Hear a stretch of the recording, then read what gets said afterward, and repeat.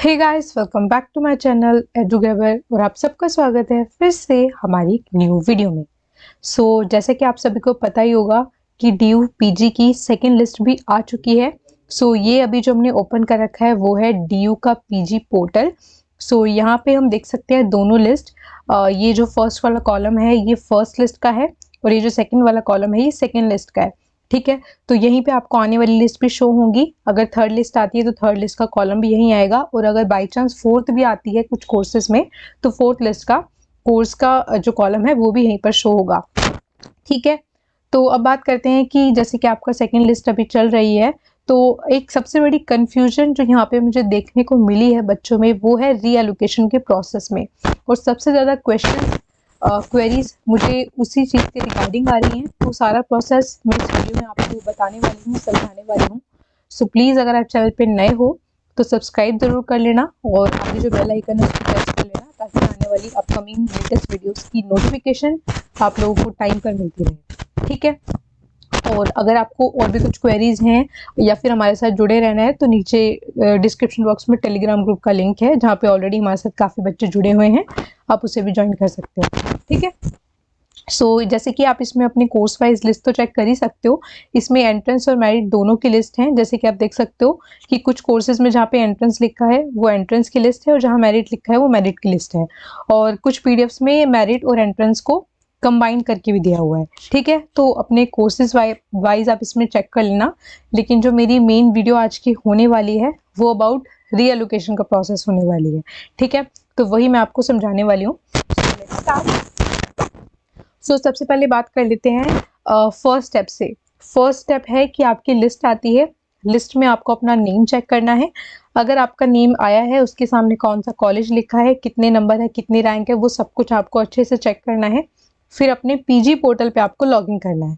ठीक है, लॉगिन करने के बाद आपको आपके नाम के आगे दिखाई देगा कि आपको कौन सा कॉलेज अलॉट हुआ है, और उसके आगे डॉक्यूमेंट्स के लिए आपके पास ऑप्शन आ जाएगा कि आपको डॉक्यूमेंट सबमिट करने हैं। आपको 2 से 3 दिन दिए जाते हैं लिस्ट के बाद, लिस्ट आने के बाद। तो उन 2 से 3 दिन के अंदर अंदर ही आपको अपने सारे डॉक्यूमेंट्स को जो है सबमिट करना होता है। और सबमिट होने के बाद जब आपके कॉलेज को वो मिल जाते हैं तो कॉलेज उनको वेरीफाई करता है, और वहाँ पे आपको पता चल जाता है थोड़े समय बाद कि आपके डॉक्यूमेंट्स वेरीफाइड हो गए हैं या नहीं हुए हैं।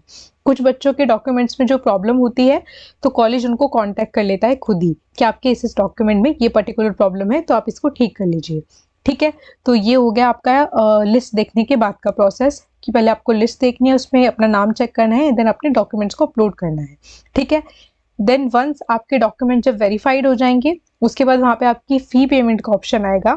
तो ऐसा ज़रूरी नहीं है कि जो कॉलेजेस नॉर्थ के उनकी फ़ीस ज़्यादा होगी, जो साउथ के उनकी कम होगी, या फिर जो ऑफ कैंपस है उनकी कम होगी।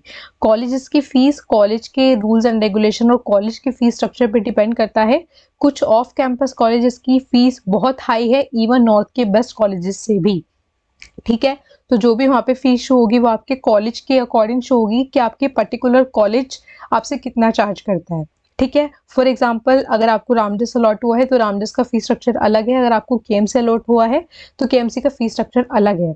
यहाँ पे ऐसा कुछ नहीं है कि अगर आपने पीजी में एडमिशन लिया है एक पर्टिकुलर कोर्स में तो सबकी सेम फीस होगी, ऐसा नहीं है। ठीक है, सेकेंड बात, आपको जो कॉलेज कोई भी अलॉट हो आपकी क्लासेस एक ही जगह होती हैं। फॉर एग्जाम्पल जो भी कॉलेज चाहे वो ऑफ कैंपस हैं या फिर ऑन कैंपस हैं, जो भी नॉर्थ में पढ़ते हैं वो उन सबकी क्लास नॉर्थ कैंपस में होती है, और जो साउथ में पढ़ते हैं उन सबकी क्लासेस सबकी साउथ कैंपस में होती हैं, पॉलिटिकल साइंस की फैकल्टी में। ठीक है, तो अभी तक की ये कन्फ्यूजन मैं दूर कर देती हूँ, बिकॉज काफ़ी सारे बच्चे मुझसे क्लासेस के रिगार्डिंग भी क्वेश्चंस कर रहे थे, जो कि मैंने टेलीग्राम पे आपको कई बार लिखकर समझाया है, लेकिन आई थिंक आप लोग सारे मैसेजेस नहीं पढ़ते हो और कुछ लोग हमसे टेलीग्राम पे ज्वाइन नहीं भी हैं, तो उन सभी के लिए मैं ये डाउट यहाँ पे क्लियर करना चाहती थी। ठीक है, अब बात करते हैं रीएलोकेशन की प्रोसेस की। फॉर एग्जाम्पल आपको अभी मिल गया है 6th या 7th प्रेफरेंस। ठीक है, एग्जाम्पल के लिए मैं ले लेती हूँ, आपको 7th प्रेफरेंस मिल गया है, लेकिन आप चाहते हो कि आपको उससे अच्छी प्रेफरेंस का कॉलेज मिले, तो आपको क्या करना है। फर्स्ट मैं आपको यहाँ पे स्टेप बाय स्टेप एक मैंने आपके लिए छोटी सी पीपीटी बनाई है ताकि आप उससे जानकारी ले सको। ठीक है, तो ये एक छोटी सी पीपीटी मैंने बनाई है ताकि आपको स्टेप्स याद रह सके, या फिर आप इसका स्क्रीनशॉट ले लेना। ठीक है, तो सबसे पहले आपको, जैसे कि मैंने आपको बताया ही था, कि रीएलोकेशन आपको तब अप्लाई करना है जब आप फ़ी पेमेंट कर रहे होगे, ठीक है? ऐसा नहीं है कि रीएलोकेशन को कोई अलग से प्रोसेस होता है या फिर कोई अलग से फॉर्म आता है, ऐसा कुछ भी नहीं है। फॉर एग्ज़ाम्पल, आपके सामने जब डॉक्यूमेंट वेरिफिकेशन के बाद आपका फ़ी पेमेंट का ऑप्शन आया, तो उस फ़ी पेमेंट में ही नीचे एक छोटी-सी लाइन लिखी हुई है कि आप रीएलोकेशन के लिए अप्लाई करना चाहते हो या नहीं, उस बॉक्स को आपको टिक करना होता है, अगर आप अप्लाई करना चाहते हो तो, ठीक है? तो अगर आप उसको टिक कर लेते हो, इसका मतलब ये है कि नेक्स्ट लिस्ट में आपको कंसीडर किया जाएगा आपकी प्रेफरेंस को चेंज करने के लिए। यानी कि फॉर एग्जांपल, अगर आपको 7th प्रेफरेंस मिली हुई है, तो रीएलोकेशन में आपको वो कोशिश करेंगे कि आपके मार्क्स अगर आपकी 6th प्रेफरेंस के अकॉर्डिंग फिट बैठ रहे होंगे, तो आपको 6 दे दी जाएगी। लेकिन एक यहाँ पे लूप होल ये भी है कि ऐसे में आपके पास ये ऑप्शन नहीं होगा कि आप दोबारा अपनी पहले वाली प्रेफरेंस पे जा सकें। तो ये यहाँ पे एक ड्रॉबैक भी है जिसका आपको ध्यान रखना है। अगर आपने रीएलोकेशन अप्लाई किया है, तो रीएलोकेट के बाद आपको जो कॉलेज मिलेगा वो आपको लेना पड़ेगा। हालांकि आप दोबारा रीएलोकेशन के लिए अप्लाई कर सकते हो, लेकिन ये ऑप्शन आपके पास नहीं होगा कि आप जो करंट कॉलेज आपको मिला हुआ है, आप उसी में रहना चाहते हो या फिर जो आपको रीएलोकेट हुआ है आप उसमें जाना चाहते हो, ऐसा कोई ऑप्शन नहीं मिलेगा, ठीक है? रीएलोकेशन के बाद आपको जो कॉलेज मिलेगा वही आपके पोर्टल पे शो करेगा और दोबारा से वही सी प्रोसीजर होगा, आपका फ़ी पेमेंट करनी होगी आपको, ठीक है? तो मैं फ़ी पेमेंट के बारे में भी आपको बताने वाली हूँ, क्योंकि काफ़ी बच्चों को ये भी कन्फ्यूजन थी कि क्या उनको दोबारा फ़ीस करनी है या नहीं, या फिर कुछ पैसे कटते हैं या फिर रिफ़ंड आता है या नहीं, तो वो सब बातें, ठीक है? तो सबसे पहले आपको मैंने फर्स्ट स्टेप बता दिया कि apply reallocation while paying your fees of the current college, ठीक है? Next step, wait for the next list to come and find your name and college.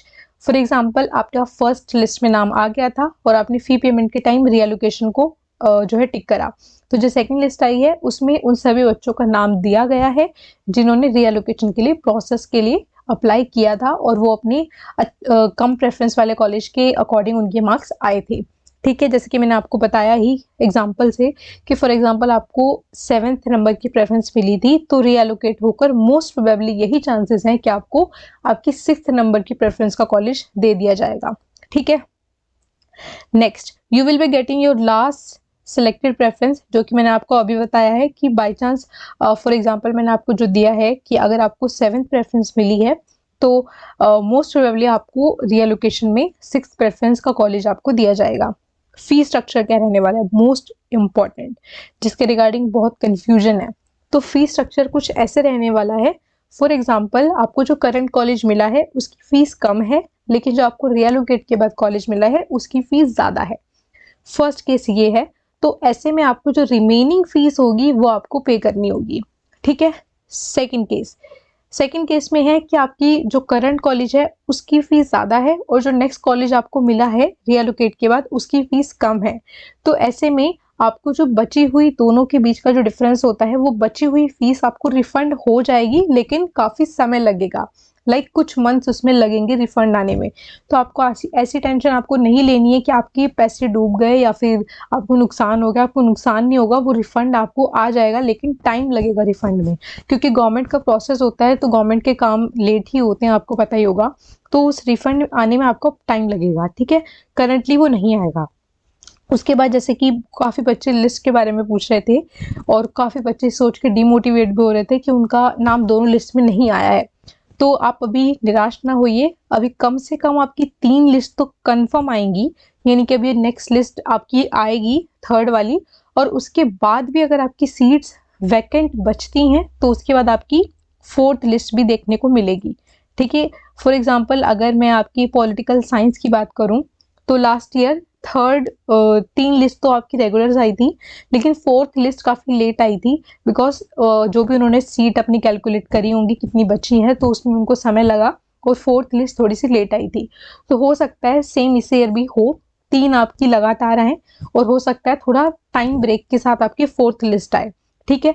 तो 4th के लिए कोई कंफर्मेशन नहीं होता है, लेकिन कंफर्मेशन में आपको एटलीस्ट 3 लिस्ट के लिए दे सकती हूँ, और मोस्ट प्रोबेबली आपकी 4th भी आए, ठीक है? तो ये आपका प्रोसेस रहने वाला है। आपकी 2 लिस्ट ऑलरेडी आ चुकी हैं, थर्ड आपकी आ जाएगी, थर्ड तो आपकी कंफर्म आएगी, और उसके बाद अगर आपकी सीट्स बचती हैं तो 4th आएगी। अब एक और कन्फ्यूजन जो मुझे सबसे ज़्यादा देखने को मिली है, और मैंने इतने आप लोगों को पर्सनल मैसेजेस करे हैं टेलीग्राम ग्रुप में अपने, उस चीज़ को आपको समझाने के लिए। काफ़ी बच्चे क्या देख रहे हैं कि जिन बच्चों ने रीएलोकेशन के लिए अप्लाई किया था तो उनका नाम नेक्स्ट लिस्ट में आना वाजिब है, क्योंकि उनको न्यू कॉलेज अलॉट हुआ है। तो क्या रैंक है उस टाइम पे, क्या मार्क्स के साथ आपको न्यू कॉलेज अलॉट हुआ है, तो वो आपका नाम आएगा नेक्स्ट लिस्ट में। तो काफ़ी बच्चे देखने को मिल रहा है कि उसको देख के डीमोटिवेट हो रहे हैं कि सेम उन्हीं बच्चों का नाम क्यों आ रहा है उस लिस्ट में। तो मैं आपको ये बताना चाहूँगी कि उससे आपको कोई भी फ़र्क नहीं पड़ना चाहिए, क्योंकि जो आपकी सीट्स हैं, फॉर एग्जांपल पॉलिटिकल साइंस में आपकी टोटल मिला के एंट्रेंस और मेरिट की 628 सीट्स हैं। तो उन 628 पे एक सीट पे तो एक ही बच्चा होगा। तो नो मैटर आपके किस बच्चे का नाम कितनी लिस्ट में बार बार रिपीट हो, उससे कोई फर्क नहीं पड़ता, क्योंकि एक सीट तो एक ही बच्चे को मिलने वाली है।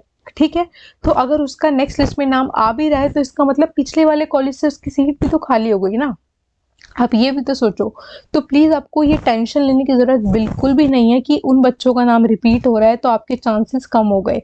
आपके चांसेस पे उससे कोई इफेक्ट नहीं पड़ता, उतनी ही सीट्स हैं और सारी फिल की जाएंगी, और जब तक वो सारी सीट्स फिल नहीं हो जाती हैं आपकी लिस्ट आती रहेंगी। ठीक है, तो ये आपको टेंशन नहीं लेनी है और कन्फ्यूजन भी क्रिएट नहीं करनी है, और किसी की कही सुनी बातों पे विश्वास नहीं करना है।